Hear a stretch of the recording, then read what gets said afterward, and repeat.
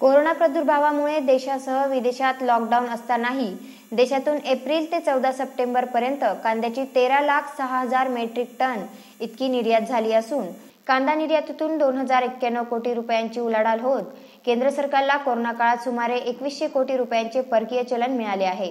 3.5 महिन्यांच्या निर्याती बंदीनंतरही 3 महिन्यांचा या आर्थिक वर्षात कालावधी बाकी असून पुन्हा निर्यात खुली झाल्यानं 2018 ते 19च्या आर्थिक वर्षांची निर्यातीची आकडेवारी पार करण्याची शक्यता या क्षेत्रातील तज्ज्ञांनी व्यक्त केली आहे। यंदा कोरोनाचा प्रादुर्भाव असतानाही कांदा निर्यातीत भरघोस वाढ झाली आहे। गेल्या उन्हाळ कांद्याच्या हंगामात 130% इतके बंपर उत्पादन झाले होते।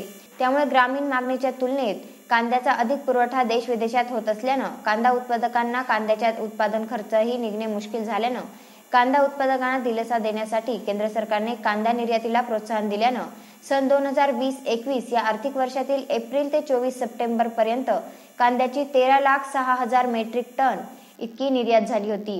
त्यातून 2100 कोटी रुपयांचं परकीय चलन मिळालं। यंदा लॉकडाऊनच्या काळात कृषी क्षेत्रातील निर्यात 43.3% वाढल्यानं केंद्र सरकारला परकीय चलन मिळण्यास मोठी मदत झाली आहे। यामुळे केंद्र सरकारने आयात निर्यात धोरणात